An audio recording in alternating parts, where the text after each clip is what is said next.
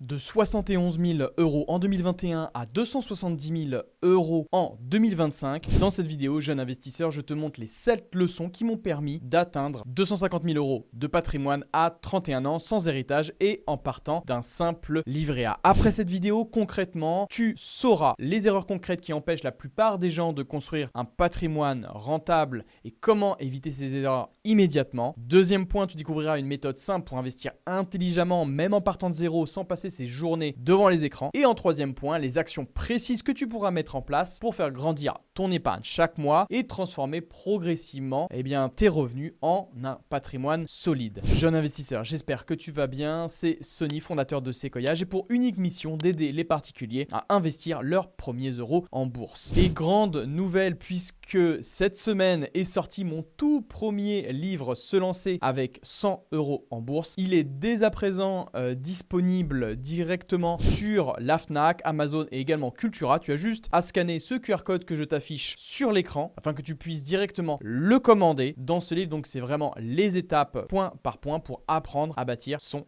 avenir financier. On commence par la première leçon, commencer tôt. Le pouvoir du temps et des intérêts composés. Pourquoi le temps est votre meilleur allié? Puisque l'effort diminue dans le temps et il y a aussi cet effet des intérêts composés qui on appelle également l'effet boule de neige, puisque les intérêts vont générer eux-mêmes de nouveaux intérêts et après quelques années, les gains rapportent beaucoup plus que les versements. Sur ce graphique créé par JP Morgan, on voit 4 courbes. L'un a commencé à 25 ans, la courbe en grise, l'autre a commencé à 35 ans, la courbe en bleu, la courbe en verte à 45 ans et la courbe en violette à 55 ans. Tu vois que plus tu commences tôt, plus les intérêts composés fonctionnent. Donc là, on est juste sur 5 000 € investis sur une base annuelle avec une croissance de 5% par an, mais on peut très bien rajouter plus de pourcentage en plus sans compter de l'effort d'épargne que tu vas investir chaque mois. Donc maintenant, tu vas me dire comment fonctionnent les intérêts composés. Alors, plusieurs points. Premièrement, ce sont les dividendes réinvestis. Donc, par exemple, les actions à dividendes, tu vas pouvoir réinvestir les dividendes aussi. Et tu as les ETF capitalisants. À l'intérieur de ces ETF, tu as des actions qui peuvent verser des dividendes. Et là, donc, le fonds peut réinvestir automatiquement les dividendes à l'intérieur. Donc, ça fait fonctionner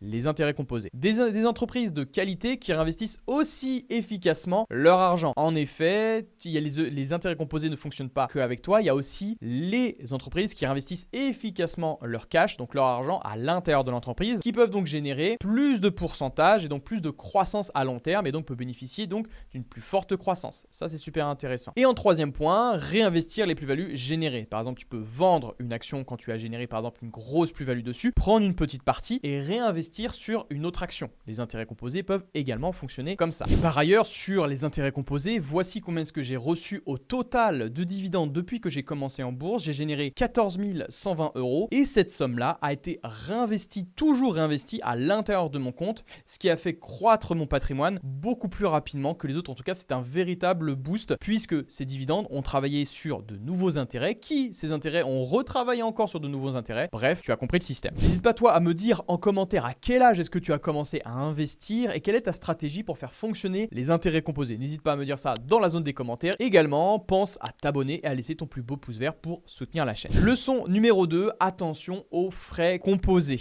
En effet, être radin sur les frais, il faut bien le faire puisque bien choisir sa plateforme est beaucoup plus important limite que de bien choisir un ETF ou bien choisir une action. Il faut bien savoir, donc on a plusieurs sources avec la Finance pour tous et l'AMF concernant les banques et les courtiers. Et donc ça peut relativement faire la différence. Par exemple, tu vois, les banques sur les achats et ventes d'actions sur Internet, tu vois que les banques prélèvent 0,48% avec un ordre de 5 000 € et les courtiers, tu vois 4,8 €, donc 0,10%. Donc voilà, ça peut vraiment varier, mais tu vois que concrètement, même les droits de garde annuels, on voit qu'il y en a beaucoup sur les banques traditionnelles. Donc il y a des gardes, des droits de garde qui peuvent s'appliquer, des frais de tenue de compte, etc., etc. Bref, ça peut vraiment accumuler des frais à long terme et je vais te faire voir donc combien est-ce que tu peux perdre vraiment à long terme. Et donc il y a des frais totaux annuels. Donc par exemple, pour un portefeuille détenu dans un PEA de 60 000 €, donc 10 lignes et 12 ordres de 5 000 €, tu vois que les banques prélèvent 0,83%, tandis que les courtiers 0,14%. Donc c'est quasiment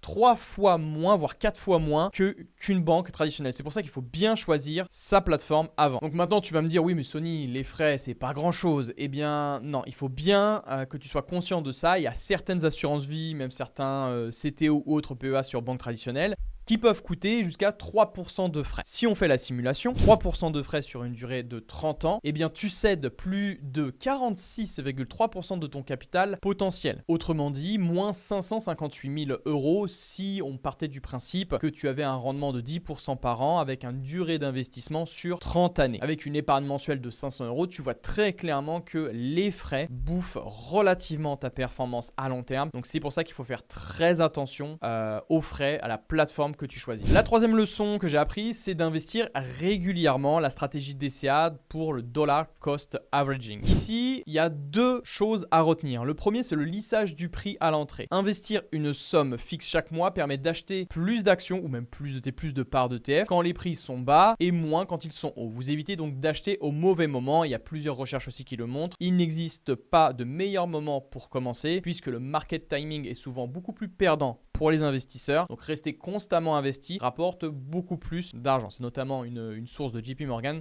qui l'a démontré. Également, tu auras moins de charge mentale. L'automatisation supprime l'émotion de l'équation. Tu n'as plus à te demander est-ce le bon moment, et ça, la discipline devient automatique. C'est-à-dire que la DCA, tu vas investir, donc comme je te le mets sur le graphique, un peu, tu vois, chaque mois, que le marché soit haut, que le marché soit bas, et en fin de compte, tu vas venir lisser ton prix d'entrée. La leçon numéro 4, c'est de créer un écosystème solide, une stratégie solide, diversifiée et performante. C'est ce que je fais avec plus de 1000 de mes élèves au sein de l'écosystème Sequoia, c'est-à-dire qu'on a construit un écosystème où on va vraiment investir à 360 degrés pour à la fois avoir un patrimoine solide, performant et diversifié sur le long terme. Ici, par exemple, on va acheter des actions de qualité avec des entreprises bien sélectionnées, des allocations stratégiques et tactiques en fonction des catégories d'actifs. On va avoir des actifs plutôt à dividendes et réguliers parce que il montre donc sur plusieurs années que les actions à dividendes sont plus performantes. En tout cas, certaines actions à dividendes croissant plutôt surperforment leur homologue, et donc intégrer aussi des ETF donc pour obtenir une large exposition au marché. Comment est-ce que ça se concrétise concrètement? Bien, en fait, il y a trois piliers. Le premier pilier, c'est le pilier ETF. Ici, on va bâtir le terrain passif. C'est vraiment l'élément de diversification. Donc, par exemple, tu vas avoir le S&P 500, le MSCI World, le Nasdaq 100, tu vas avoir l'Eurostoxx 600 également. Voilà, donc tu as plusieurs bases possibles pour te diversifier. Ensuite, tu as le pilier action. Ici, en fin de compte, on va venir accélérer la performance de notre terrain avec des actions de qualité. Donc, on a toujours la base diversifiée des ETF. Puis ensuite, on rajoute les actions. Donc ici, on choisit des actions de qualité comme LVMH, Mastercard, MSCI ou encore Air Liquide. Et enfin, en troisième pilier, on va garder ce qu'on appelle des actions défensives qui versent et augmentent leurs dividendes depuis plus de 30 années consécutives. Et là, on le voit actuellement au boom de l'IA. On a eu beaucoup de logiciels, beaucoup d'entreprises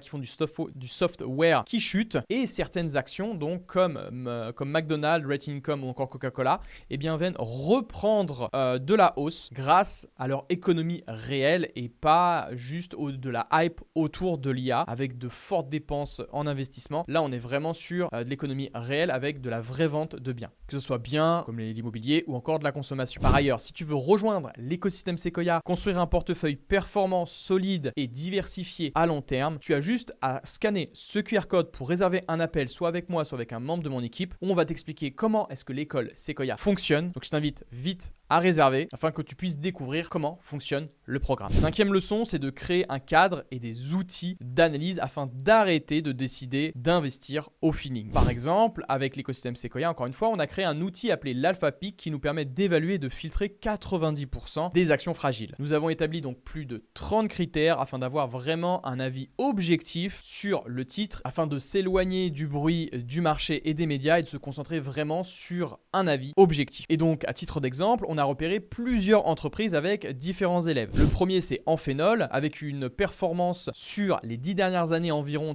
sur 10 ans, de plus 1078%. Et on a vu aussi Lam Research à plus 2785%. Et donc, tu vois que ces deux entreprises, donc on a mis une note à travers ça. Donc, on a plusieurs scores, qui est par exemple là, on a Gold de Sequoia à 17,6 sur 20 et Lam Research est à 19,5 sur 20. En fait, si tu veux, on a plusieurs scores à l'intérieur de cet outil. Un score de rentabilité, un score de profitabilité, un score de croissance, bref, et plusieurs autres scores qui nous permettent en fait concrètement d'avoir une idée, une note et de filtrer 90% des actions qui sont moyennes et de se concentrer vraiment sur le top 10%. Par ailleurs, il y a nos meilleurs élèves donc, qui appliquent ces 7 leçons et qui appliquent également donc, un cadre d'analyse précis, notamment avec l'AlphaPeak. Et donc tu peux voir que par exemple, il y en a un qui a réalisé plus 100,25% sur une action, plus 106,80% sur une action, Payou, tu vois, 100,59%, Michael, 114%, et on a Vitor, 100,64%. Ensuite, la leçon numéro 6, c'est la qualité plutôt que la hype. Et ça, c'est ce que j'avais dit juste avant, c'est qu'il faut éviter d'écouter les bruits de la foule et des médias et se concentrer vraiment sur la qualité des entreprises et même la qualité des ETF aussi. Et donc tout simplement parce que la qualité représente un facteur d'investissement qui porte ses fruits à long terme. Ici, tu as le graphique donc de MSCI qui montre que le MSCI World donc basique,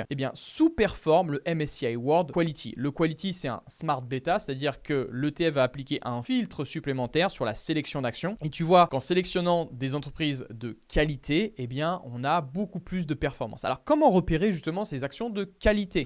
Plusieurs choses. Il y a premièrement l'avantage concurrentiel, ça c'est le premier point, c'est-à-dire que quelque chose que les concurrents ne peuvent pas copier. Donc par exemple, il y a plusieurs boîtes, Microsoft, Apple, Google ou encore Meta. Et il y a également des revenus qui progressent dans le temps et ça chaque année. Nous, on veut pas un coup d'un an, on veut vraiment une belle trajectoire en hausse. Par exemple, là, c'est Games Workshop Group. On voit que chaque année, tu vois, depuis 2016 jusqu'à 2025, elle a fait quasiment un sans faute sur sa croissance. Donc en fait, ça nous donne un indice sur la qualité et la durabilité surtout des actions que tu achètes. Autre chose, il faut aussi s'intéresser aux marges solides et stables. Il faut bien regarder si bien sûr l'entreprise gagne bien sa vie sur chaque euro vendu et si elle est profitable. Ensuite également, on regarde la rentabilité des capitaux propres comme le ROE ou encore le ROCE. Très important, voilà plusieurs indicateurs qui te permettent donc de bien sélectionner tes actions pour surperformer en bourse. Et par ailleurs, cette qualité se paye puisque actuellement dans mon portefeuille, j'ai de très belles performances en plus des élèves que tu as vus d'ailleurs auparavant. Par exemple, c'est Broadcom qui m'a généré plus 446% avec un retour sur investissement de 7175 euros. Il y a notamment une autre action qui m'a rapporté 99%, une autre action 71%. On a également une autre qui a rapporté plus 116,58% et Apple bien sûr qui m'a généré 96,57%. N'hésite pas toi à me dire également dans la zone des commentaires quelle action a surperformé dans ton portefeuille. Enfin, leçon numéro 7, restez très patient. Les crises économiques, les conflits et l'hyperinflation, ça perturbe régulièrement le marché et Nassim Taleb les qualifie de signes noirs, donc des événements imprévus. Mais il y a une très bonne nouvelle aussi par rapport à ça, ce sont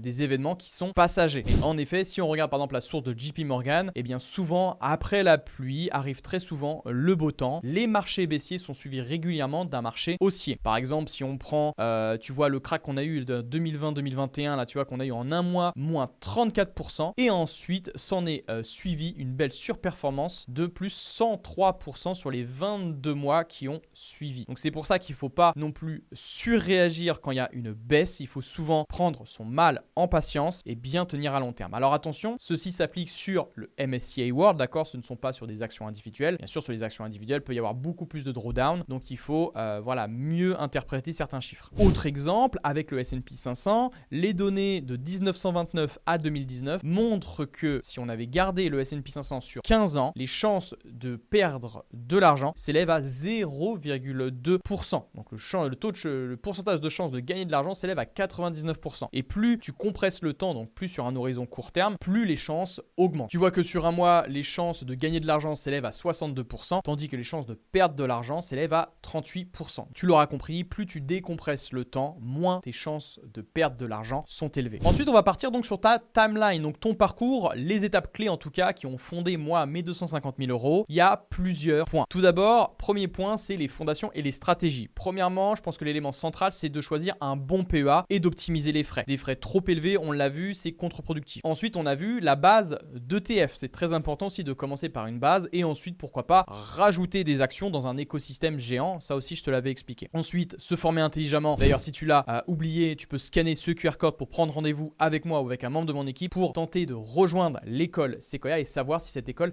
est faite pour toi. Et ensuite, en quatrième point, c'est d'augmenter progressivement sa capacité d'épargne de 3 à 5% selon tes revenus. Ça va dépendre énormément. Deuxième point, c'est de réinvestir. Donc ici, tu l'auras compris, de réinvestir les dividendes perçus que tu as sur ton PEA, également de choisir des ETF capitalisants pour optimiser fiscalement et tout ça, grâce à ton PEA, je pense que c'est un élément central. Également, pense au réinvestissement, à bien choisir aussi des entreprises qui réinvestissent efficacement leur argent. Troisième point, ça va être une question de choix et de priorité. Mieux choisir ses actions et mieux choisir ses ETF, c'est ce qu'on fait au sein de l'école Sequoia si tu veux mieux apprendre ça. Également, nous, on offre des cadres d'analyse, on offre des outils à l'intérieur de l'écosystème. Donc, c'est pour ça que c'est très très important de se former et de retomber du coup sur le premier point qui sont les fondations. Et ensuite, en quatrième point, ça va être de faire preuve de patience, se former psychologiquement aussi surtout à la bourse, puisque ce sont souvent les émotions qui font perdre de l'argent aux investisseurs. J'espère que cette vidéo t'aura plu, jeune investisseur. N'hésite pas à t'abonner à la chaîne de Sequoia et à laisser ton plus beau pouce vert au sein de cette vidéo. Et également, n'hésite pas à aller faire un tour sur la Fnac ou sur Amazon. De toute manière, le lien est également dans la description de cette vidéo pour précommander, enfin plutôt pas pour commander le livre. Maintenant, il est dès à présent possible donc sur la Fnac, sur Amazon et également sur Cultura. Bref, tu peux y faire un tour pour te former également sur l'investissement en bourse. Que la croissance soit avec toi, jeune investisseur. C'était Sony, à très bientôt.